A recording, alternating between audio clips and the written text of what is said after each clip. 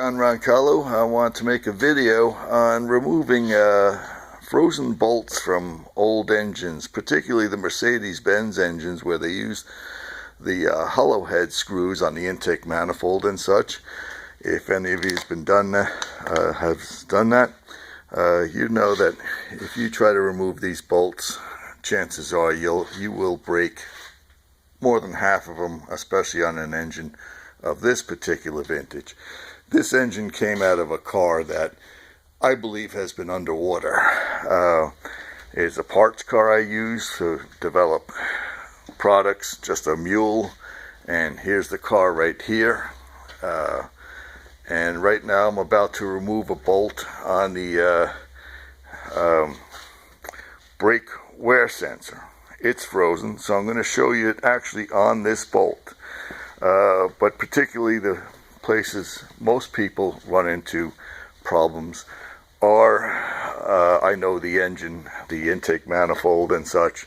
So what we will be doing is you have a bolt like this. We're going to soak it with your standard penetrating oil, which will not do anything. But then what I'm going to do is I'm going to give it just a quick second blast with this impact hammer here and a blunt nose. Now this blunt nose is fine for this bolt, but it won't get into areas such as down here, so you might need one with a cut-off head or something like that. This one is actually a muffler cutter. I've actually used this successfully. I just keep the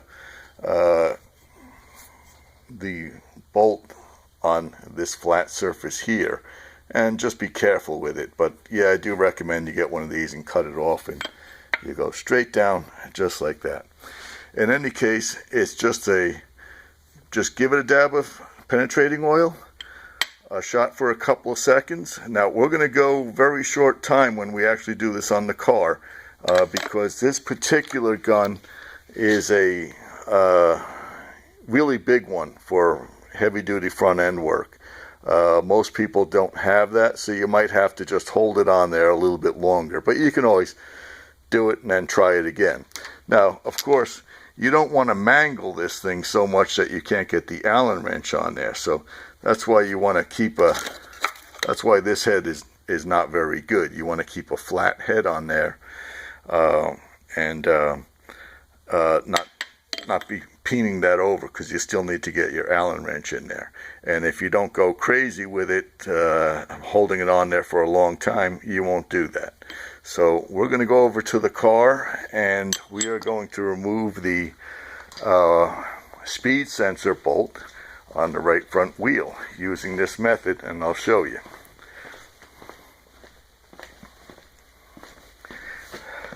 Now I happen to have already done the other side, and believe me, a car this old, this vintage, this sitting around in the junkyard is not coming off with regular tools. So there's the bolts in question. If I tried to take those off with a standard Allen wrench socket, I would just round them off in there. So the first thing I'm going to do is put some penetrating oil on there. And one of the things that will happen is when we shock it with the impact chisel,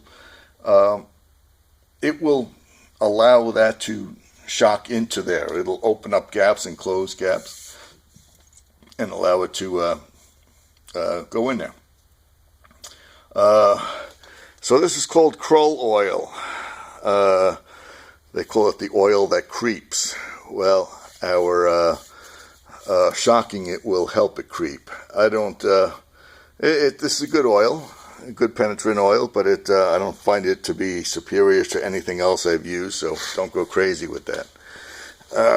So you probably won't see this. I won't be able to do it while I'm holding the gun, but you'll hear it here. I'll have this down on my lap here, and we have the gun hooked up, and I'm just going to give it a shot.